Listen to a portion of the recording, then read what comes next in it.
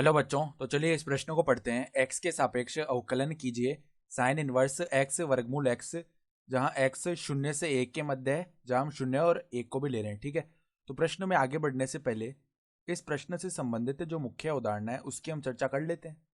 तो देखो मुख्य उदाहरण, तो देखो अवकलन से संबंधित हम एक सूत्र जानते हैं कि साइन इनवर्स x का जो अवकलन है x के सापेक्ष क्या होता है, ये होता है 1/में वर्गमूल 1 माइनस एक्स स्क्वायर। ठीक है, फिर देखो x की घात n का जो अवकलन का सूत्र है x के सापेक्ष क्या होता है, ये होता है हमारे पास में n गुणा x की घात n माइनस 1। ठीक है, जहां पर n क्या है, अचर है। तो अब देखो हम y बोल देते हैं दिए हुए फलन को, तो y बराबर क्या है, साइन इनवर्स x वर्गमूल x। ठीक है, और यहां पर देखो x जो है वो शून्य से एक के बीच है, जहां हम शून्य और एक को भी ले रहे हैं। ठीक है, तो अब अगर दोनों तरफ हम अवकलन कर ले में x के सापेक्ष, तो यहाँ पे देखो पहले साइन इनवर्स x की तरह अवकलन होगा, तो 1/वर्गमूल 1 माइनस एक्स स्क्वायर, तो जो अंदर लिखा हुआ है उसका स्क्वायर कर देते हैं, तो x वर्गमूल x है।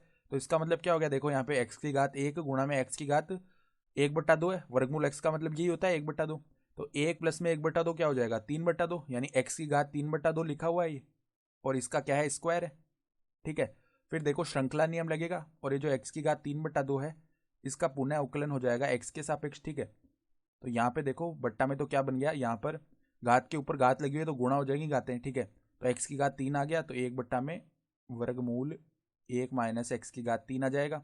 और यहाँ पर देखो x की घात n वाला सूत्र लगेगा, तो 3/2 पहले आगे आ गया, और x की घात 3/2 माइनस में 1 बनेगा, तो 3/2 माइनस 1 क्या होता है, 1/2, यानी कि ये वर्गमूल x बन गया पुनः। तो हमारे पास में अवकलन का मान क्या आ गया, 3/2 वर्गमूल में x/1 माइनस एक्स की घात 3। ठीक है, ये हमारे पास में अवकलन हो गया, और यही हमारा क्या हो जाएगा, उत्तर भी हो जाएगा। ठीक है, तो आशा करता हूँ कि आपको ये प्रश्न समझ में आया होगा। धन्यवाद।